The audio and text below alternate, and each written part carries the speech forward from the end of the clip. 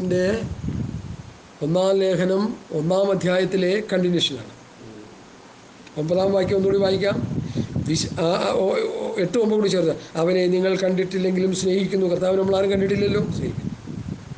ഇപ്പോൾ കാണാതെ വിശ്വസിച്ചുകൊണ്ട് നിങ്ങളുടെ വിശ്വാസത്തിൻ്റെ അന്തമായ ആത്മരക്ഷ പ്രാപിക്കുകയും, വിശ്വാസത്തിൻ്റെ അന്തമായ ആത്മരക്ഷ, അപ്പോൾ ആത്മരക്ഷ പ്രാപിക്കുകയും, അടുത്ത് പറഞ്ഞു തീരാത്തതും മഹിമയുള്ളതുമായ സന്തോഷത്തോടുകൂടി സ്വർഗത്തിൽ പോയി ആനന്ദിക്കും. ഇവിടെ ആനന്ദിക്കണം, ഇവിടെ ആനന്ദിക്കണമെന്ന്. ഇവിടെ കഷ്ടത വരുമ്പോൾ പിശാചി എന്ന് പറയുന്നവൻ അവിടെ കാണത്തില്ല. തിരുവനന്തപുരത്ത് ഒരു സഹോദരൻ പറഞ്ഞ് ഓടിച്ചേർന്നായി, കുടുംബജീവിതവും തകർന്ന്, പിന്നെ കോടിക്കണക്കിൻ്റെ കൂടെ വീടും കിട്ടി, ജീവിത സൗകര്യങ്ങളെല്ലാം കിട്ടി, ആള് ആത്മീകമായി തകർന്ന് കിടക്കുക. പ്രസംഗത്തിന് കുറവൊന്നുമില്ല. ഇവിടെ ഇന്നും ഒരു പാസ്റ്റർ പ്രസംഗിക്കാൻ എല്ലാവർക്കും കഴിയും, എല്ലാവർക്കും പ്രസംഗിക്കാൻ കഴിയും. വചനത്തിൻ്റെ വെളിപ്പാട് ഉള്ളതുപോലെ തുറന്നു വയ്ക്കാൻ എല്ലാവർക്കും കഴിയില്ല. പ്രസംഗിച്ചിട്ട് അതുപോലെ ജീവിക്കാൻ എല്ലാവർക്കും കഴിയില്ല. പ്രസംഗിക്കാൻ ആർക്കും കഴിയും. എന്താ പാസ്റ്റർ അങ്ങനെ? ഒരു ബൈബിൾ കോളേജിൽ പോയി ഹോമിലിറ്റിക്സ്, പ്രസംഗശാസ്ത്രം പഠിച്ചാൽ മതി.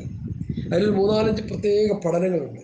ആ പഠനപ്രകാരം ഒരു പ്രസംഗം നമ്മളൊരു സ്ഥലത്ത് ചെയ്താൽ നേരെ നിൽക്കുന്ന മരം ഇങ്ങനെ ചാഞ്ഞ് അവൻ്റെ അടുക്കലോട്ട് വരും. അതിൻ്റെ അർത്ഥം ഈ വലിയ ധനാഢ്യന്മാരെല്ലാം അവരുടെ അടുക്കലേക്ക് ചാഞ്ഞ് വരുമെന്ന്. വന്നു കഴിയുമ്പോൾ എല്ലാ പോക്കറ്റിൻ്റെ ഉള്ളിൽ കിടക്കണ മുഴുവൻ ഈ പ്രാസംഗികൻ്റെ പെട്ടിയിലേക്ക് പോകും. അതാ പ്രസംഗം. അതാ ഇന്ന് പ്രസംഗിച്ചുകൊണ്ടിരിക്കുന്നത്. വീട് തരും, കാട് തരും, അത് തരും, ഇത് തരും, കട്ടത മാറ്റും, കണ്ണീര് ഉടയ്ക്കും എന്നൊക്കെ പറഞ്ഞ് പ്രസംഗിക്കുമ്പോൾ ആര് കാശ് കൊടുക്കാത്തേ? ഇപ്പം ഞാൻ ഈ പ്രസംഗിച്ചു കാശ് തരുന്നു, നിങ്ങൾക്ക് കാണണമല്ലോ, ഇത് കാണണമല്ലോ. പാസ്റ്റർ വിശുദ്ധ ഉപദേശമൊക്കെ പ്രസംഗിക്കുന്നുണ്ട്, പാസ്റ്റർ ഇരിക്കട്ടെ എന്ന് പറഞ്ഞ് ആരെങ്കിലും അയച്ചു തരുമോ? തരില്ല. എന്താ കാര്യം? എല്ലാവർക്കും വേണ്ടത് ജോർജ് കുട്ടിയാണ്, എല്ലാവർക്കും വേണ്ടത് ലോകത്തിൻ്റെ ഭൗതികമാണ്, എല്ലാവർക്കും വേണ്ടത് ലോകത്തിൻ്റെ ഭൗതിക അനുഗ്രഹങ്ങളാണ്. ആ നിലയിൽ ഈ കൾട്ട് ഉപദേശികൾ പ്രസംഗിച്ച് ഇന്നത്തെ ആത്മീയ ഗോളത്തെ നശിപ്പിച്ചിട്ടിരിക്കുക. അതിൽ നിന്ന് ഒരു റിലീസിന് വേണ്ടിയാണ് നമ്മൾ ഈ പഥ്യോപദേശം. അപ്പോൾ 9-ാം വാക്യം ഒന്നുകൂടി ശ്രദ്ധിക്കാം. ഇപ്പോൾ കാണാതെ വിശ്വസിച്ചുകൊണ്ട് നിങ്ങളുടെ വിശ്വാസത്തിൻ്റെ അന്തമായ ആത്മരക്ഷ പ്രാപിക്കുകയും, വിശ്വാസത്തിൻ്റെ അന്തമായ ആത്മരക്ഷ, കർത്താവിനുള്ള ആത്മരക്ഷ. രക്ഷ പലതുണ്ട്. ആത്മരക്ഷ, ജീവരക്ഷ, ഭൗതിക രക്ഷ, ഇഷ്ടം പോലെയുണ്ട്. രക്ഷയെക്കുറിച്ച് സ്തോത്രം പലരും പല നിലയിൽ പഠിപ്പിക്കുന്നുണ്ട്. എബ്രായ ലേഖനം കഴിഞ്ഞാൽ അടുത്ത ലേഖനം ഏതാ? യാക്കോബ്, അല്ലേ? യാക്കോബിൻ്റെ ലേഖനത്തെ കുറിച്ച് പറയുന്നുണ്ട്. അങ്ങനെ രക്ഷകളെക്കുറിച്ച് ഒത്തിരി കാര്യങ്ങളൊക്കെ പറയുന്നുണ്ട്. ഹല്ലേലൂയ. ഞാനത് ഒരളവിൽ പഠിച്ച് മനസ്സിലാക്കിയ ആളായതുകൊണ്ടാണ് ഞാൻ പറയുന്നത്. ഇത് ചുമ്മാ പറയുകയല്ല. വേദോസ്തത്തിൽ ഉപദേശങ്ങൾ കുറേയൊക്കെ കർത്താവിൻ്റെ കൃപയാൽ എനിക്ക് പഠിക്കാനിടയായി തീർന്നു. അപ്പോസ്തലന്മാരുടെ ടീച്ചിങ് ശക്തിയോടെ പഠിച്ചു കഴിഞ്ഞപ്പോഴാണ് കാര്യങ്ങൾ കുറേയൊക്കെ മനസ്സിലാക്കിയത്. ആത്മരക്ഷയെക്കുറിച്ച് പറയുന്നുണ്ട്, ദേഹരക്ഷയെക്കുറിച്ചും പറയുന്നുണ്ട്. ആത്മരക്ഷ, ദേഹരക്ഷ, ഈ ലോകത്തിലെ രക്ഷ, ലോകത്തിൻ്റെ ഭൗതികം പ്രാപിച്ച് രക്ഷപ്പെടുക, ദാരിദ്ര്യത്തിൽ രക്ഷപ്പെടുക.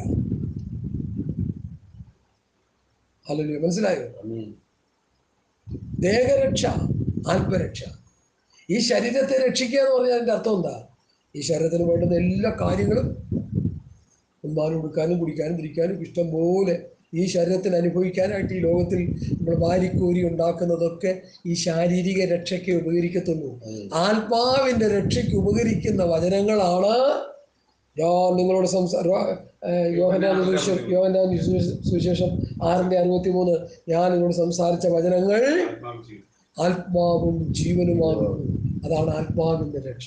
അതിന്നാർക്കും വേണ്ട. പാട്ടുപാടി ഉറഞ്ഞു തുള്ളിയാൽ മതി. പാട്ടുപാടിയ സ്വർഗത്ത് പോവും. എനിക്കറിയത്തില്ല.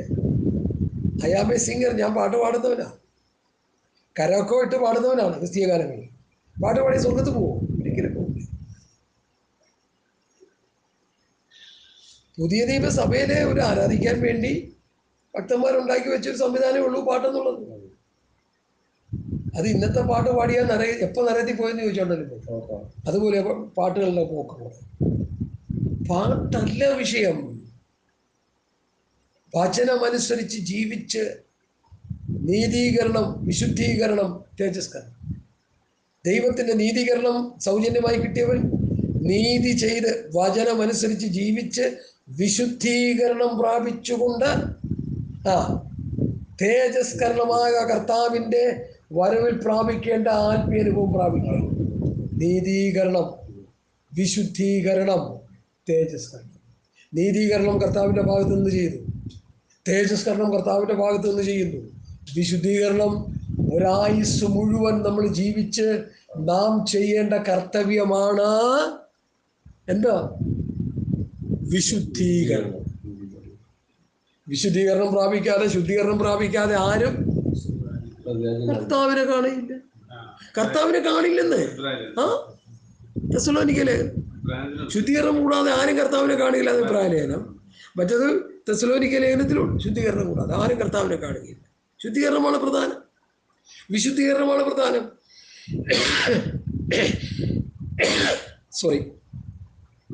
ശുദ്ധീകരണം, വിശുദ്ധീകരണം ഏറ്റവും പ്രധാനമാണ്. സഭ മലിനപ്പെട്ട് കിടക്കുക, അശുദ്ധി കിടക്കുക. നിർമ്മല കന്യക എന്ന അവസ്ഥയിൽ നിന്ന് സഭ എന്തായി മാറി? മലിനമായി. മണവാളന്റെ ഉപദേശം വിട്ടു കഴിഞ്ഞപ്പോൾ സഭ ആരായി? മലിനപ്പെട്ടു. ഏതായി മണവാളൻ? യേശുക്രിസ്തു. മണവാട്ടി ഏതാ? പുതിയ നിയമസഭ. ഈ മണവാട്ടിക്ക് ഈ ഉപദേശം ആരാ കൊടുത്തേ? തോഴ്മക്കാര് കർത്താവിന്റെ ശിഷ്യന്മാരിന്. നിന്റെ ശിഷ്യന്മാർ ഉപവസിക്കാത്തത്? അവർ ഉപവസിക്കുന്ന കാലം വരും. എൻ്റെ തോഴ്മക്കാർ ഉപവസിക്കുന്ന കാലം വരും. ഞാൻ ഇവിടെ പോയി കഴിയുമ്പോൾ അവർ ഉപവസിച്ചോളും. തോഴ്മക്കാർ ശിഷ്യന്മാർക്കൊരു മറ്റൊരു പേരാ. അപ്പൊ മണവാളന്റെ കൂടെ നടന്ന തോഴ്മക്കാർക്കറിയാം മണവാളന്റെ ഹൃദയത്തിന്റെ ഉള്ളിലുള്ള ചിന്തകളൊക്കെ. അത് പഠനമാണ്. മണവാളൻ എങ്ങനെയുള്ളവരാണ്, വിശുദ്ധിയുള്ളവരാണെന്ന് പത്രോസ് ഒരിക്കൽ ദൂത് പറഞ്ഞു കർത്താവിനോട്. മനുഷ്യപുത്രൻ മരിക്കുകയും മൂന്നാം നാൾ ഉയർത്തെഴുന്നേൽക്കുകയും ചെയ്യുമെന്ന് പറഞ്ഞു. അപ്പൊ പത്രോസ് പറഞ്ഞു, നിനക്കത് സംഭവിക്കരുത്. അപ്പൊ കർത്താവ് എന്താ പറഞ്ഞു? പിഴായെന്ന് പറഞ്ഞു. പത്രോസ് ആരായി മാറി? അപ്പൊ പാസ്റ്റർമാർക്ക് ആരായി മാറാം? ശരിയാണോ? ദൈവഹിതം തെറ്റിച്ച് പറയുമ്പോൾ, ദൈവത്തിന്റെ ആലോചന തെറ്റിച്ച് പറയുമ്പോൾ അവർ ആരാകുന്നു? സഭയ്ക്ക് റിയൽ എസ്റ്റേറ്റ് കർത്താവ് തരാൻ പോകുന്നു എന്ന് പറഞ്ഞപ്പോൾ അവർ ആരാകുന്നു? ആരാണ്? ഇത് നമ്മളൊന്ന് മനസ്സിലാക്കൂ.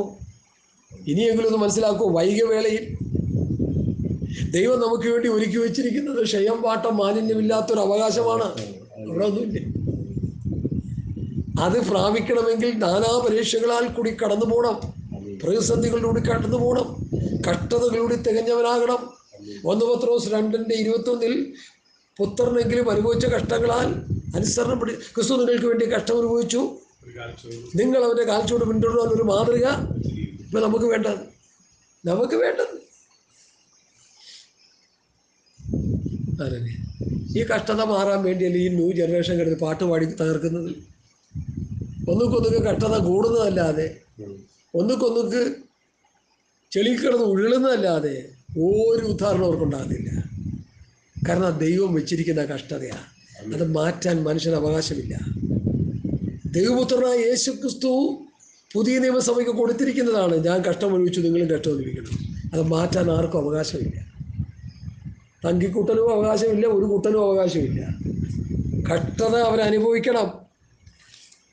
നമ്മൾ ഈ ഉപദേശം പറയുമ്പോൾ ആൾക്കാർക്ക് പിടിക്കാത്ത കാര്യം എന്താ? 10 ചക്രം കിട്ടുന്ന കേസല്ല നിങ്ങൾ പറയുന്നത്. നിങ്ങൾ ഈ കഷ്ടപ്പാടിനെ കുറിച്ച് പറഞ്ഞുകൊണ്ടിരിക്കുക. കഷ്ടതയല്ല, ഇവിടുത്തെ കാര്യമല്ല ഞങ്ങൾ പറയുന്നത്. അതൊന്ന് തെളിച്ച് പറയണമെന്ന് രാവിലെ എനിക്ക് ഹൃദയത്തിൽ പരിശുദ്ധാത്മാവ് ഒരു ആലോചനയായിരുന്നു. ഞങ്ങൾ ഈ പറയുന്ന കാര്യങ്ങൾ ഇവിടുത്തെ കാര്യങ്ങളൊന്നുമല്ല. ഈ വചനം കേൾക്കുന്നവർ, ഈ ഉപദേശം കേൾക്കുന്നവരോട് എനിക്ക് പറയാനുള്ളത്, ഈ ലോകത്ത് എങ്ങനെ ജീവിച്ച് സുഖകരമായി ജീവിച്ച് നരകത്തിൽ പോകാമെന്നൊന്നും ഞങ്ങൾ പഠിപ്പിക്കുന്നില്ല. അത് പഠിപ്പിക്കുന്ന ഗ്രൂപ്പുകൾ ഇഷ്ടം പോലെ ഇവിടെ കണ്ടെയ്നർ കണക്കിന് കിടപ്പുണ്ട്. ഞങ്ങൾ പ്രസംഗിക്കുന്നത് കഷ്ടതയിലൂടെയും ബുദ്ധിമുട്ടിലൂടെയും പ്രയാസത്തിലൂടെയും പ്രതികൂലത്തിലൂടെയും ജീവിച്ച് ആ ബയൂല ദേശം എങ്ങനെ പ്രാപിച്ചെടുക്കാം, സ്വർഗരാജ്യം എങ്ങനെ പ്രാപിച്ചെടുക്കാം, ആ നിത്യത എങ്ങനെ പ്രാപിച്ചെടുക്കാം, സ്വർഗത്ത് എങ്ങനെ ചെന്നെത്താം?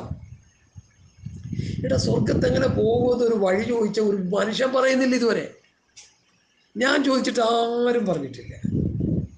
ഒരു സഹോദരിയോട് ചോദിച്ച സഹോദരി മരിച്ചുപോയി, പറഞ്ഞിട്ടില്ല. മത്തായി 7:21 ഇങ്ങനെ കർത്താവേ കർത്താവേ എന്ന് വിളിക്കുന്ന ഏവനുമല്ല സ്വർഗസ്ഥനായ പിതാവിൻ്റെ ഇഷ്ടം ചെയ്യുന്നവരത്രേ. അപ്പൊ പിതാവിൻ്റെ ഇഷ്ടം എന്താന്ന് ആരാ പഠിപ്പിക്കുന്നത്? 1 തെസ്സലോനി ഒന്നെടുക്കാം, പെട്ടെന്ന് എടുക്കാം. ഇത് പറയുമ്പോൾ ദൈവാത്മാവ് ഉള്ളിൽ ഹേമം തരുന്നുകൊണ്ടാണ് പറയുന്നത്. 1 തെസ്സലോനി അതിൻ്റെ 5-ാം അധ്യായത്തിൻ്റെ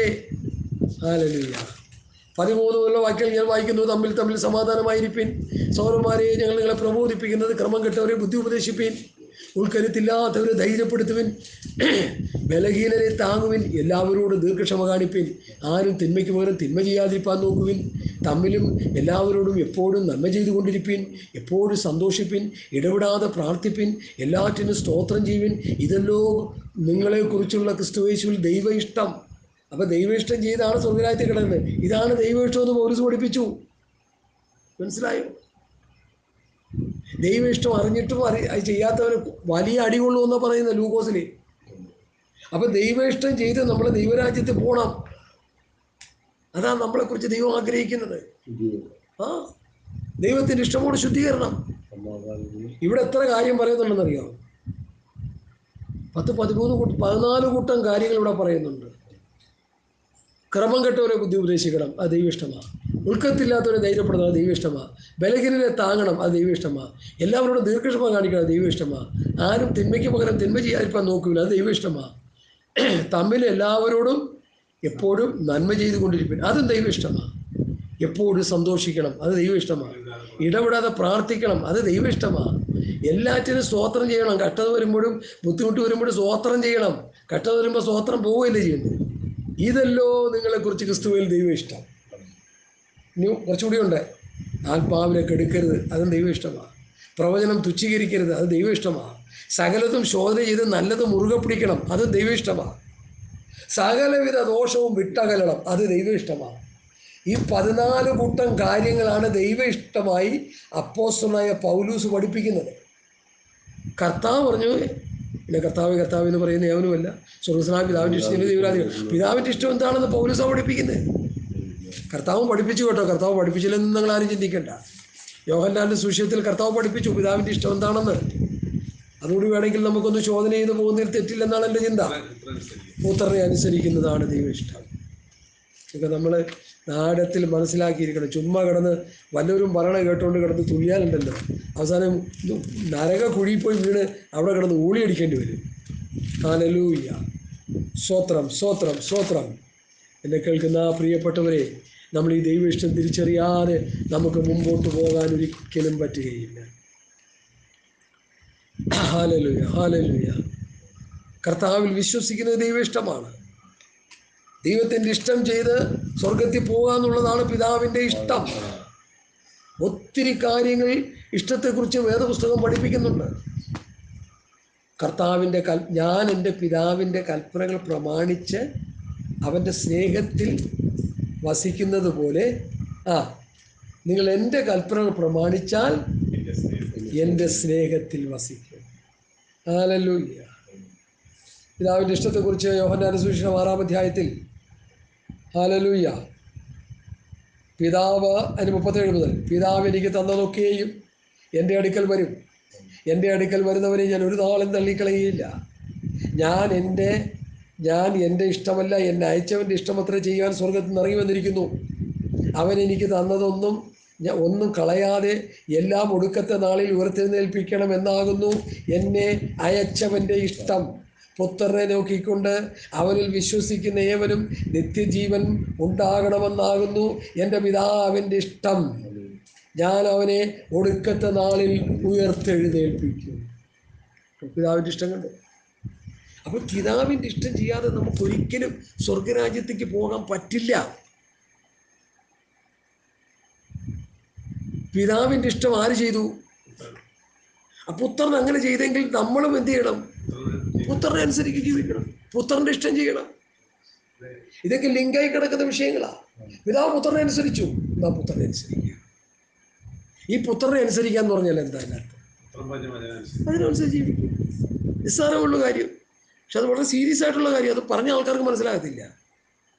സഹോദരൻ, നീ ന്യായപ്രമാണം രാവിലെ തൊട്ട് വൈകുന്നേരം വായിച്ചുകൊണ്ടിരുന്നാലും ഒരു ഗുണവുമില്ല. ന്യായപ്രമാണത്തിന് കീഴുള്ളവരോടാ. അത് യഹൂദ ജാതിയാ. നീ യഹൂദനല്ല, നീ എങ്ങാണ്ട് കിടന്ന പന്ന ജാതിയാ.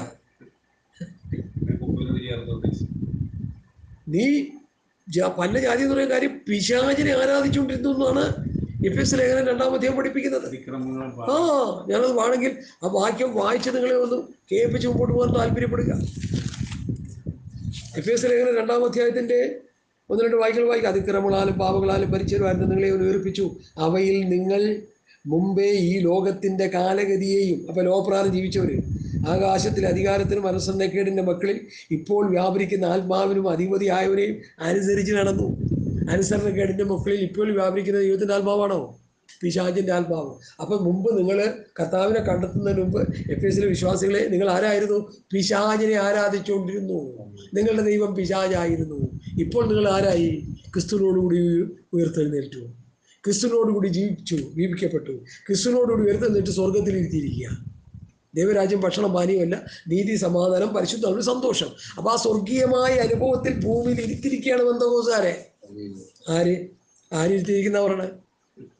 വചനം പറയുന്നത് അങ്ങനെയാണെന്നാ. ഇന്നത്തെ പെന്തക്കോസ്തുകാരിരിക്കുന്ന നരകത്തിലാണെന്ന് ഞാൻ തെളിയിച്ചു തരാമല്ലോ. നല്ല കഥ. അതുകൊണ്ട് ഞാൻ ഈ പറയുന്നതിൻ്റെ സാരാംശം മനസ്സിലാക്കി ദൈവസന്നിധിയിലേക്ക് മടങ്ങി വരാൻ കർത്താവിൻ്റെ നാമത്തിൽ ഓർപ്പിക്കുന്നു. അപ്പോൾ പറഞ്ഞു തീരാത്തത് മഹിമയുള്ളതുമായ സന്തോഷത്തോടെ ആനന്ദിക്കുകയും ചെയ്തു. 10-ാം വാക്യം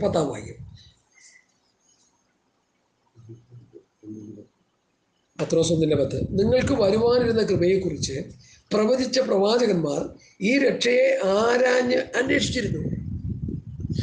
അപ്പോൾ ആരായി പ്രവാചകന്മാർ? പഴയ നിയമ പ്രവാചകന്മാർ. നിങ്ങൾക്ക് വരുവാനിരുന്ന കൃപയെക്കുറിച്ച് പ്രവചിച്ച പ്രവാചകന്മാർ, പഴയ നിയമ പ്രവാചകന്മാർ പ്രവചിച്ചിട്ടുണ്ടല്ലോ. അവരിത് ഈ രക്ഷയെക്കുറിച്ച് ആരാഞ്ഞ് അന്വേഷിച്ചിരുന്നു. അവരിലുള്ള ക്രിസ്തുവിന് ആത്മാവ് ക്രിസ്തുവിന് വരേണ്ടിയ കഷ്ടങ്ങളെയും പിൻവരുന്ന മഹിമകളെയും കുറിച്ച് സാക്ഷീകരിച്ചപ്പോൾ സൂചിപ്പിച്ച സമയം ഏതോ എങ്ങനെയുള്ളതെന്നോ പ്രവാചകന്മാർ ആരാഞ്ഞു നോക്കി. ഒരു വലിയ മർമ്മമായത്. ഈ പഴയ നിയമ ഭക്തന്മാർ ഇതൊക്കെ അന്വേഷിച്ചു. യേശു ക്രിസ്തുവിനുള്ള രക്ഷ ആർക്കാ? ഒരു പിടിയും കിട്ടിയില്ല അവർക്ക്. ആ പിടിയും കിട്ടാത്തതിൻ്റെ കാര്യം എന്താ? അതൊരു മർമ്മമായിരുന്നു. എഫെസ്യ ലേഖനം 3-ാം അധ്യായത്തിൻ്റെ 1 മുതലുള്ള വാക്യം വായിക്കുമ്പോൾ അതിൽ നിന്ന് പഠിക്കുമ്പോൾ നമുക്കത് മനസ്സിലാവും. ഞാൻ വായിച്ച് കേൾപ്പിച്ചാൽ ശ്രദ്ധിച്ചോ. എഫെസ്യർ 1:3 മുതൽ. അത് നിമിത്തം പൗലോസായ ഞാൻ ജാതികളായ നിങ്ങൾക്ക് വേണ്ടി ക്രിസ്തുയേശുവിൻ്റെ ബദ്ധനായിരുന്നു. നിങ്ങൾക്കായി എനിക്ക് ലഭിച്ച ദൈവകൃപയുടെ വ്യവസ്ഥയെക്കുറിച്ച് മീതെ ചുരുക്കത്തിൽ എഴുതിയതുപോലെ വെളിപ്പാടിനാൽ ഒരു മർമ്മം അറിവായി വന്നു എന്ന് നിങ്ങൾ കേട്ടിട്ടുണ്ടല്ലോ. അപ്പോൾ ഇതൊരു മർമ്മമായിരുന്നു. ജാതികളുടെ രക്ഷ, ജാതികൾ കിട്ടുന്ന സ്വർഗരാജ്യ പ്രവേശനം ഒരു മർമ്മമായിരുന്നു. എഴുതിയതുപോലെ വെളിപ്പാടിനാൽ ഒരു മർമ്മം അറിവായി വന്നു നിങ്ങൾ കേട്ടിട്ടുണ്ടല്ലോ. നിങ്ങളത് വായിച്ചാൽ ക്രിസ്തുവിനെ സംബന്ധിച്ചുള്ള മർമ്മത്തിൽ എനിക്കുള്ള ബോധം നിങ്ങൾക്ക് ഗ്രഹിക്കാം. 5-ാം വാക്യം. ആ മർമ്മം അവൻ്റെ വിശുദ്ധ അപ്പോസ്തലന്മാർക്കും പ്രവാചകന്മാർക്കും, ഒന്ന് ശ്രദ്ധിക്കണേ, അവിടെ ഒരു മർമ്മം കിടപ്പുണ്ട്. ആ മർമ്മം അവൻ്റെ വിശുദ്ധ അപ്പോസ്തലന്മാർക്കും പ്രവാചകന്മാർക്കും ആത്മാവിനാൽ വെളിപ്പെട്ടതുപോലെ പരിശുദ്ധാത്മാവിനാൽ വെളിപ്പെട്ടു. ഇവിടെ പത്രോസ് പറയുന്നുണ്ട്, നിങ്ങളോട് സ്വർഗത്തിൽ നയിച്ച പരിശുദ്ധാത്മാവിനാൽ നിങ്ങളുടെ സുവിശേഷം അറിയിച്ചവർ അതിപ്പോൾ നിങ്ങളെ ഗ്രഹിപ്പിച്ചിരിക്കുന്നു. അപ്പോൾ സ്വർഗത്തിൽ നയിച്ച പരിശുദ്ധാത്മാവിനാൽ നിറയപ്പെട്ടവരാണ് ഈ മർമ്മം നിങ്ങൾക്ക് വെളിപ്പെടുത്തി തന്നത്. അതാണ് അപ്പോസ്തലന്മാരെ നമ്മൾ ചവിട്ടിക്കൂട്ടിക്കൊണ്ടിരിക്കുകയെന്ന് പലരും. അപ്പോസ്തലന്മാർ വേണ്ടെന്നാണ് പറയണത്. അപ്പോസ്തലന്മാർ പറയുന്ന വാക്യം നീ എടുത്തില്ലെങ്കിൽ ദൈവം നിന്നെ തള്ളിക്കളയും. നിങ്ങളെ തള്ളുന്നവൻ എന്നെ തള്ളുന്നു, എന്നെ തള്ളുന്നവൻ അയച്ചവനെ തള്ളുന്നു. കൃത്യവാക്യമാണത്. അപകടമാണ്, സൂക്ഷിക്കണം. ആ കാര്യമൊന്നും പറയരുത്. ആ മർമ്മം അവൻ്റെ വിശുദ്ധ അപ്പോസ്തലന്മാർക്കും പ്രവാചകന്മാർക്കും ആത്മാവിനാൽ വെളിപ്പെട്ടതുപോലെ പൂർവ്വകാലങ്ങളിൽ മനുഷ്യർക്ക് അറിവായി വന്നിരുന്നില്ല. അപ്പോൾ പൂർവ്വകാലങ്ങളിൽ മനുഷ്യർക്ക് അറിവായി വന്നിരുന്നില്ലെന്ന് പറഞ്ഞതിൻ്റെ അർത്ഥം അബ്രഹാമിനോ ഇസഹാക്കിനോ യാക്കോബിനോ യോസഫിനോ ദാവീദിനോ ശലോമനോ പഴയ നിയമത്തിൽ ദൈവത്തോടു കൂടെ നടന്ന ഹാനോക്കിനോ ആർക്കും വെളിപ്പെട്ടില്ല. ഹലോ, ഈ മർമ്മം ആർക്കും വെളിപ്പെട്ടില്ല. ഇന്നും ഈ മർമ്മം ആർക്കും വെളിപ്പെടുന്നില്ല. പലരും കാര്യം കാണാതെ ആട്ടം കണ്ടുകൊണ്ടിരിക്കുക. കാര്യങ്ങളുടെ ഗൗരവം മനസ്സിലാക്കിയാലാണ് ക്രിസ്ത്യ ജീവിതം നയിക്കുന്നത്. ലക്ഷ്യമില്ലാതെയാണ് ഓടിക്കൊണ്ടിരിക്കുന്നത്. ഒരാളൊരു വണ്ടി ഓട്ടോറിക്ഷ കയറി. ഓട്ടോറിക്ഷക്കാരോട് പറഞ്ഞു, വണ്ടി പാലക്കാട്ടത്തേക്ക് പോട്ടെന്ന് പറഞ്ഞു. പാലക്കാട്ടത്ത് പറഞ്ഞേ വണ്ടി ആലഞ്ചൂട്ടിലേക്ക് പോട്ടെന്ന് പറഞ്ഞു. ആലഞ്ചൂട്ടിൽ പോയി. ആലഞ്ചൂട്ടിൽ കഴിഞ്ഞാൽ പറയാ കാക്കനാട് ഫയർ സ്റ്റേഷൻ്റെ അങ്ങോട്ട് പോട്ടെന്ന് പറഞ്ഞു. അവിടെ ഫയർ സ്റ്റേഷനായിട്ട് അത് കഴിഞ്ഞ് അവിടെ നിന്ന് പറഞ്ഞ് പിന്നെയും പാലക്കാട്ടത്ത് പോട്ടെന്ന് പറഞ്ഞു. അവിടെ നിന്ന് അപ്പോൾ ഡ്രൈവറിന് മനസ്സിലായി ഇവൻ ലക്ഷ്യമില്ലാത്ത യാത്രക്കാരൻ. സാറിങ്ങോട്ട് ഇറങ്ങാൻ പറഞ്ഞു. ഇത്രയും ഓടിയതിൻ്റെ മീറ്റർ കാശ് ഇത്രയുണ്ട് 850 രൂപ കാശ് കിടക്കാൻ. സാറ് ലക്ഷ്യബോധം ഇല്ലാത്തവരാണ്. ലക്ഷ്യമില്ലാത്ത പോക്കായി ഇന്ന് പൊക്കോണ്ടിരിക്കുന്നത്. ഒരു വിശ്വാസി രക്ഷിക്കപ്പെട്ടത് എന്തിന്? സ്നാനപ്പെട്ടത് എന്തിന്? പരിശുദ്ധാംശം പ്രാപിച്ചത് എന്തിന്? എന്തിനാണ് ഒരു ദൈവവേദനായി തീർന്നെന്ന് ചോദിച്ചാൽ ആ വായ വിളിച്ചിരിക്കുന്നു. ഇവിടെ രക്ഷിക്കപ്പെട്ടത് സ്വർഗത്ത് പോകാനാ, സ്നാനപ്പെട്ടത് സ്വർഗത്ത് പോകാനാ, പരിശുദ്ധാംശം പ്രാപിച്ച് സ്വർഗത്ത് പോകാനാ. ദൈവവേദനായി തീർന്നത് പുതിയ ആകാശം പുതിയ പോയി പ്രാപിക്കാനാ. നമ്മൾ രക്ഷിക്കപ്പെട്ടത് നമുക്ക് പുതിയ രൂപാന്തര ശരീരം പ്രാപിക്കാനാ. 1000 ആണ്ട് വാഴ്ചയിൽ നമുക്കൊരു പ്രവേശനം കിട്ടും. അതിനാണ് നമ്മൾ രക്ഷിക്കപ്പെട്ടത്. അത് കഴിഞ്ഞ് പ്രൊമോട്ടഡ് ഹെവൻ, പുതിയ ആകാശം പുതിയ ഭൂമിയിലേക്ക് ദൈവം നമ്മളെ കൊണ്ടുപോകും. കഷ്ടതകളില്ലാത്ത, കണ്ണുനീരില്ലാത്ത, ദുഃഖമില്ലാത്ത, മുറവിളിയില്ലാത്ത, മരണമില്ലാത്ത ഒരു രൂപാന്തര ശരീരം തന്ന് സ്വർഗീയ സന്തോഷത്തിൻ്റെ തിമിർപ്പിൽ നമ്മളായിരിക്കാനാണ് ദൈവം നമ്മളെ രക്ഷിക്കപ്പെടുത്തിയത്, രക്ഷയിലേക്ക് നടത്തിയത്, വീണ്ടും ജനനത്തിലേക്ക് നടത്തിയത്, വീണ്ടും ജനിപ്പിച്ചത്. ഇവിടെ കിടന്ന് കളിക്കാനല്ല. മനസ്സിലാക്കണേ. ഞാൻ രക്ഷിക്കപ്പെട്ടപ്പോൾ ഞാൻ കഷ്ടത്തിലായിരുന്നു. ഇപ്പം എനിക്കിഷ്ടം പോലെ കാശ് കർത്താവ് തന്നു. എൻ്റെ മക്കളെല്ലാം വിദേശത്തേക്ക് അയച്ചു. ഇഷ്ടം പോലെ ഭൗതിക മക്കൾ കൊയ്തെടുക്കുന്നുണ്ട്. നല്ല കാര്യം. അവരുടെ ആത്മരക്ഷയോ അതിനെക്കുറിച്ച് എനിക്കറിയത്തില്ല. പിന്നെ എന്തിനാണ് ഈ വീമ്പളക്കുന്നത്? അവർ നരകത്തിൽ പോയിക്കൊണ്ടിരിക്കുകയല്ലേ. ഇവിടെ വിദേശത്ത് പോകാൻ ആർക്കാ പറ്റാത്തേ? ഇപ്പം ഞാൻ വിചാരിക്കുകയാണ്, എൻ്റെ സൗദി അറേബ്യയിൽ ഞാൻ ഉണ്ടായിരുന്ന സ്ഥലത്തെല്ലാം പോയി ഒന്ന് മിനിങ്ങി കുറേ കാശൊക്കെ കൊണ്ടുവരാമെന്ന് ചോദിച്ചാൽ ഒരു സൗര 6 മാസത്തേക്ക് ഒരു വിസ എടുക്കുക. ജഡത്തിലുള്ളൊരു ഇടപെടല, ജഡത്തിലുള്ളൊരു പോക്കാ. അവിടെ ചെന്ന് കാശൊക്കെ ഉണ്ടാക്കി ഇവിടെ കൊണ്ടുവന്ന് കുറേ തോന്നിയാസമൊക്കെ കാണിച്ച് എൻ്റെ ഇഷ്ടത്തിനനുസരിച്ച് ജീവിക്കുക. ദൈവം എന്നെ അയക്കുന്നെങ്കിൽ പോട്ടെ, ഞാനെതിരെ പോണേ. എന്താ അങ്ങനെ തീരുമാനിക്കാത്ത? ഇവിടെ ഒരു സഹോദരൻ മരിച്ചു കിടന്നപ്പോൾ പാർട്ടർ ദുബായിൽ തെണ്ടാൻ പോയിരിക്കുക. പിന്നെ ആരാ അടക്കുന്നത്? ശിക്ഷകളില്ല, തുമ്പും വെളിവില്ലാത്തവന്മാരാ. ഒന്ന് ഊതുമ്പോൾ 6 കേരളം അറിയുന്നവനാണ് ചവ അടക്കാൻ നടക്കുന്നത്. അങ്ങനെയുണ്ട്. ഹല്ലേലൂയ. എന്നെ കേൾക്കുന്ന ദൈവമക്കളെ, എനിക്കിതൊക്കെ വേദനയുണ്ട്. ഞാനൊരു കർത്താവിൻ്റെ ദാസനാ. എന്നെ ദൈവവചനം പഠിപ്പിച്ച കർത്താവിൻ്റെ ദാസൻ ഒരു ശുശ്രൂഷകൻ എങ്ങനെയായിരിക്കണമെന്നും ഒരു ഉപദേശിയുടെ ക്വാളിറ്റി എങ്ങനെയായിരിക്കണമെന്നും ദൈവവചനത്തിലൂടെ എന്നെ പഠിപ്പിച്ചു. ഞാനത് മനസ്സിലാക്കി കഴിഞ്ഞപ്പോൾ ഇന്നിപ്പോൾ അതൊന്നും ഇവിടെ ഇല്ല. അവരവർക്ക് തോന്നിയ പോലെ ചെയ്തുകൊണ്ടിരിക്കുക. നടക്കുമോ? നമുക്ക് തോന്നുന്ന പോലെ നമ്മൾ പലത് ചെയ്തു കൂട്ടിയാൽ നമുക്കിവിടെ രക്ഷ പ്രാപിക്കാൻ പറ്റുമോ? ദൈവവചനം അനുസരിക്കണ്ടേ? സ്വർഗീയ കോടതി നമുക്ക് തന്നിരിക്കുന്ന പ്രമാണം നമ്മൾ അനുസരിച്ച് ജീവിക്കണ്ടേ? എൻ്റെ ചോദ്യമതാ. ഹല്ലേലൂയ. സ്വർഗത്ത് നയിച്ച പരിശുദ്ധാത്മാവിനാൽ നമ്മുടെ സുവിശേഷം അറിയിച്ചവർ നമുക്ക് വെളിപ്പെടുത്തി തന്നു. ആ മർമ്മാവിൻ്റെ വിശുദ്ധ അപ്പോസ്തലന്മാർക്കും പ്രവാചകന്മാർക്കും ആത്മാവിനാൽ വെളിപ്പെട്ടതുപോലെ പൂർവ്വകാലങ്ങളിൽ മനുഷ്യർക്ക് അറിവായി വന്നില്ല. എന്താണ് ആ മർമ്മം? ജാതികൾ സുവിശേഷത്താൽ ക്രിസ്തുയേശുവിൻ്റെ കൂട്ടവാസികൾ, ഏക ശരീരസ്ഥർ, വാഗ്ദത്തത്തിന് പങ്കാളികൾ. ചാള പിടിച്ചു കിടന്ന സംഘങ്ങളും ജോലി ചെയ്തുകൊണ്ടിരുന്ന ഞാനും വണ്ടിക്കച്ചവടം കുതിരക്കച്ചവടം നടത്തിക്കൊണ്ടിരുന്ന പുള്ളിയും എല്ലാവരും എന്ത് ചെയ്യണം? നിത്യജീവൻ്റെ അവകാശികളായി തീരണം. അതിനാണ് വീണ്ടും ജനനം പ്രാപിച്ചത്, അതിനാണ് രക്ഷിക്കപ്പെട്ടത്, അതിനാണ് സ്നാനപ്പെട്ടത്, അതിനാണ് പരിശുദ്ധാംശം പ്രാപിച്ചത്, അതിനാണ് വേർപാടും വിശുദ്ധിയിലേക്ക് വന്നത്. അല്ല ഇവിടെ കിടന്ന് കളിക്കാനല്ല. സ്വതന്ത്രം മനസ്സിലാക്കണം. ഇവിടെ കിടന്ന് കളിക്കാനല്ല. ഇന്നിപ്പോൾ കളി നടക്കുന്ന മുഴുവൻ എന്താ? ഇവിടെ കിടന്നുള്ള കളിയാണ്. ഇവിടെ കിടന്നുള്ള കളിയാണ് നടക്കുന്നേ. അത് ഗുണമല്ല സഹോദരങ്ങളെ. Hallelujah, hallelujah, hallelujah. സ്വത്രം, സ്വത്രം. അതുകൊണ്ട് എന്നെ കേൾക്കുന്ന പ്രിയപ്പെട്ടവരെ, നമ്മുടെ രക്ഷയുടെ പൂർത്തീകരണത്തിലേക്ക് വരുവാൻ ഈ ദിവസങ്ങളിൽ നമ്മൾ പരിശ്രമിക്കേണ്ടത് ആവശ്യം. രക്ഷാപൂർത്തി പ്രാപിക്കണം. കാഹളം ധരിച്ച് കർത്താവ് വരുമ്പോൾ രൂപാന്തരമോ ഉയർപ്പോ നമുക്ക് ലഭിക്കണം. അല്ലെങ്കിൽ നമ്മുടെ ക്രിസ്ത്യ ജീവിതം കൊണ്ട് എന്താണ് പ്രയോജനം? ഒരു പ്രയോജനമില്ല. ഒരു പ്രയോജനമില്ലാതായി. ഞാൻ ചോദിക്കട്ടെ, ഈ രക്ഷിക്കപ്പെട്ടവൻ രക്ഷാപൂർത്തി പ്രാപിക്കാനായിട്ട് എന്തോരം അധ്വാനം ചെയ്യുന്നുണ്ട്? ഞാൻ നിങ്ങളോട് ചോദിക്കുക, നിങ്ങൾ എനിക്കൊരു മറുപടി താ. രക്ഷിക്കപ്പെട്ട നാം രക്ഷാപൂർത്തി പ്രാപിക്കുക. രക്ഷാപൂർത്തി പ്രാപിക്കുക എന്ന് പറഞ്ഞാൽ എന്താ അതിൻ്റെ അർത്ഥം? കാഹളം ധരിച്ച് കർത്താവ് വരുമ്പോൾ നമ്മൾ എടുക്കപ്പെടുക, അല്ലേ? മരിച്ചു പോയാൽ അങ്ങനെ തന്നെ അങ്ങ് പോവുക, അല്ലേ? ഉയർത്തെഴുന്നേറ്റ് വരിക, ഉയർത്തെഴുന്നേറ്റുക. ജീവനോട് ഇരുന്നാലോ? ഇത് പറയുമ്പോഴേ നിങ്ങൾ പഠിക്കുള്ളൂ കേട്ടോ, വേറെ ഒന്നും വിചാരിക്കരുത്. ആശയക്കുഴപ്പത്തിലാക്കി നിങ്ങളെ പഠിപ്പിക്കുക. മരിച്ചു പോയാൽ ഉയർപ്പ്, ജീവനോട് ഇരുന്നാൽ രൂപാന്തരം. ഈ രണ്ട് കാര്യത്തിന് വേണ്ടി അല്ലാതെ പുസ്തകം എടുത്തുകൊണ്ടിരിക്കുന്ന പെന്തോക്കോസുകാരാ നീ വല്ല പഴയ പണിക്ക് പോകാൻ നല്ലത്. നിന്നെ ദൈവത്തിന് വേണ്ട എന്ന് വെച്ച് ഞാൻ ജോലി ചെയ്യേണ്ടെന്നോ ശമ്പളം വാങ്ങരുതെന്നോ അധ്വാനിക്കേണ്ടെന്നോ കൊച്ചുങ്ങളെ പഠിപ്പിക്കേണ്ടതെന്നോ ഒന്നും അർത്ഥമാകുന്നില്ല. രക്ഷിക്കപ്പെട്ട ദൈവമക്കൾ, സ്ഥാനപ്പെട്ട ദൈവമക്കൾ ഈ ഭൂമി ജീവിക്കുമ്പോൾ ജോലി ചെയ്യണം, അധ്വാനിക്കണം, കഠിനാധ്വാനം ചെയ്യണം. എന്നെക്കുറിച്ച് നിങ്ങൾക്ക് അറിയത്തില്ല. അധ്വാനിക്കുന്നവൻ തിന്നരുതെന്ന് പഠിപ്പിക്കുന്ന ആളാണ് ഞാൻ. അതൊന്നും പലർക്കും ഇഷ്ടമല്ല. ഭക്ഷിക്കരുത്. സ്വത്രം.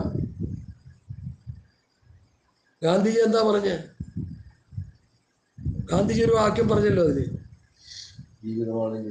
അത് സന്ദേശം, അത് വേറെ അതല്ല. മറ്റേ അധ്വാനിക്കുവാൻ ഭക്ഷിക്കരുത് ഗാന്ധി പറഞ്ഞു.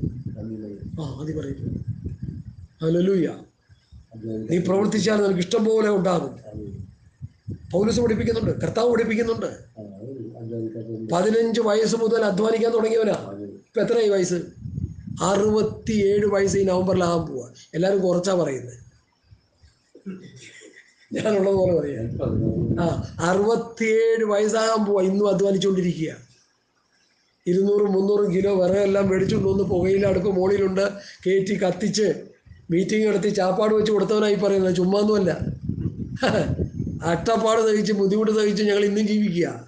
ഞങ്ങൾക്ക് അതിനുള്ള മനസ്സുണ്ട്. ഇദ്ദേഹത്തിന് മനസ്സുണ്ട്. എപ്പോൾ ചെന്നാലും എന്തെങ്കിലും പണി ചെയ്തുകൊണ്ടിരിക്കും. ഞാൻ എന്നെ വഴക്ക് പറയും. പണിയൊക്കെ കുറച്ച് കേട്ട് പുസ്തകം വായിച്ച് പഠിക്കും. ഇനിയിപ്പം പോകാൻ നേരമായി, ചീട്ട് കീറാൻ നേരമായി. സ്വത്രം. അപ്പം അതുകൊണ്ട് ദൈവമക്കളെ ഒരു കാര്യം മനസ്സിലാക്കണം. രക്ഷാപൂർത്തി പ്രാപിക്കാനായിട്ട് നമ്മൾ എന്ത് ചെയ്യണം? ദിവസങ്ങൾ നമ്മൾ ഓടിക്കൊണ്ടിരിക്കും. അല്ലെങ്കിൽ എന്താ പറ്റും? സാത്താൻ നമ്മളെ തകർത്ത് കളയും. രക്ഷിക്കപ്പെട്ടവൻ രക്ഷാപൂർത്തി. ഈ രക്ഷാപൂർത്തി എന്നുള്ള പദം എവിടെയാണെന്ന് നിങ്ങൾക്കറിയാമോ? എബ്രായ ലേഖനം 12-ാം അധ്യായത്തിൽ കാണുന്ന ഒരു വലിയ പദപ്രയോഗമാണത്, രക്ഷാപൂർത്തി. സോദരി 11-ാം അധ്യായത്തിലെ 11-ാം അധ്യായത്തിൻ്റെ അവസാന ഭാഗത്ത് കാണുന്നു. ലോകം അവർക്ക് യോഗ്യമായിരുന്നില്ല.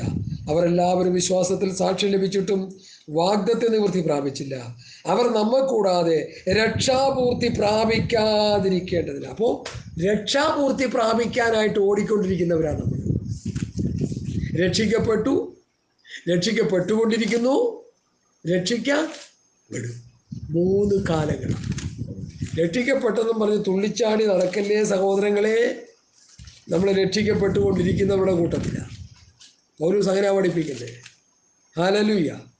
ഞങ്ങളോ കർത്താവിന് പ്രിയരായ സഹോദരന്മാരെ, ദൈവം നിങ്ങളെ ആദ്യം മുതൽ ആത്മാവിൻ്റെ വിശുദ്ധീകരണത്തിലും സത്യത്തിൻ്റെ വിശ്വാസത്തിലും രക്ഷയ്ക്കായി തിരഞ്ഞെടുത്തു. രക്ഷയ്ക്കായിട്ട് വിളിച്ചു.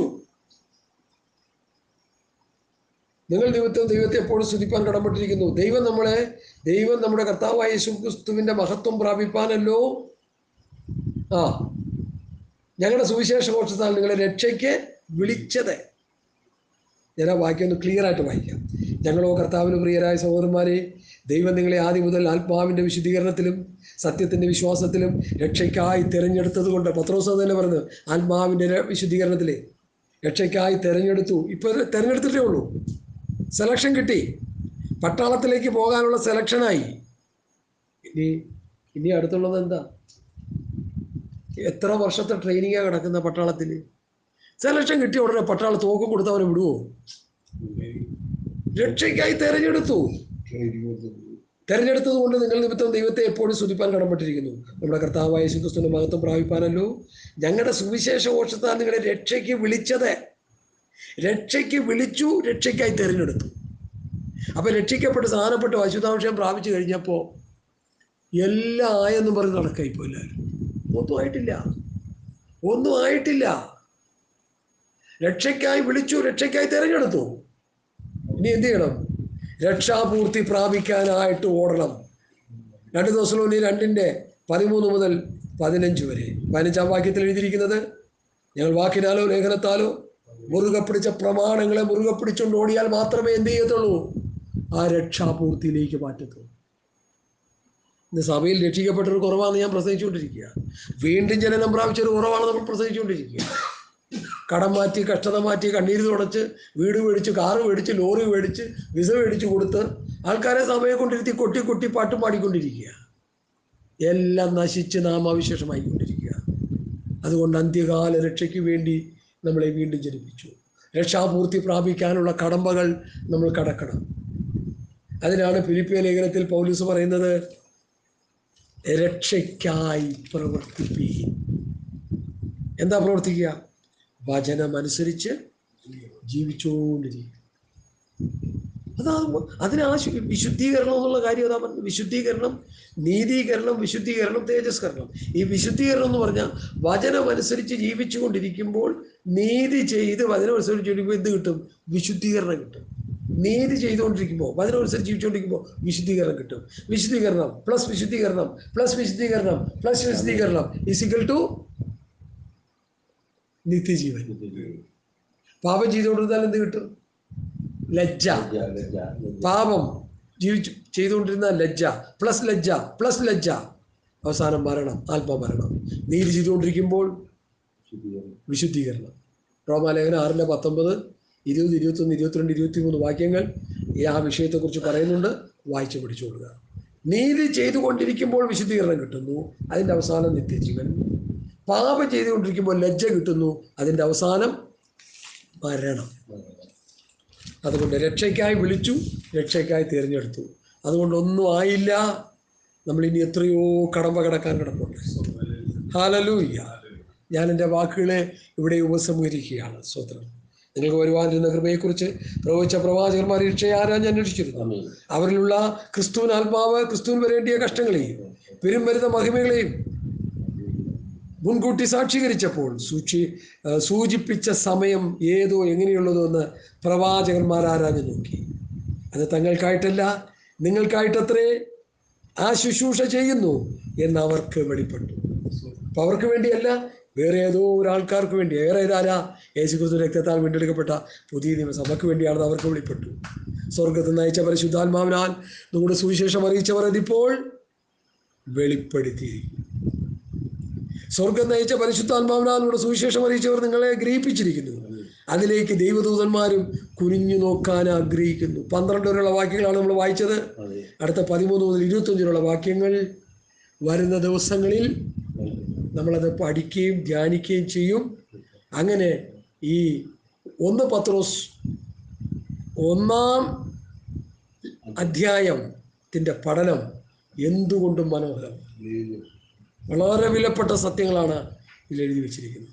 നമ്മൾ പഠിക്കണം, വായിക്കണം, ഗ്രഹിക്കണം. കേട്ടിട്ട് മനസ്സിലാകാത്തവർ ദയവായിട്ട് വിളിച്ചു ചോദിക്കണം. ഈ പഠിച്ചുകൊണ്ടിരിക്കുന്ന വിഷയവുമായിട്ടുള്ള സംശയങ്ങൾ നിങ്ങൾ വിളിച്ചു ചോദിച്ച് സംശയ നിവാരണം വരുത്തണം. അങ്ങനെ നിത്യതയ്ക്ക് വേണ്ടി ഒരുങ്ങണം. നമ്മുടെ ഗോൾ എന്നുള്ളത്, നമ്മുടെ പർപ്പസ് എന്നുള്ളത്, നമ്മുടെ ലക്ഷ്യമെന്നുള്ളത് സ്വർഗരാജ്യം, ദൈവരാജ്യം, കർത്താവിൻ്റെ വരവ്. ഈ ഒരു കൺസെപ്റ്റ് വിട്ടുകൊണ്ടുള്ള ഒരു ജീവിതം ആരും നയിക്കരുത്. കർത്താവ് ഈ വചനങ്ങളാൽ നമ്മെ അനുഗ്രഹിക്കട്ടെ. നമുക്ക് അല്പസമയം സ്വോത്രം ചെയ്യാം. ഒന്ന് സ്വോത്രം ചെയ്തിട്ട് പ്രാർത്ഥിക്കാം. സ്വോത്രം സ്വോത്രം സ്വോത്രം സ്വോത്രം സ്വോത്രം സ്വോത്രം. Hallelujah hallelujah. സ്വോത്രം സ്വോത്രം കർത്താവേ, സ്വോത്രം. Hallelujah hallelujah.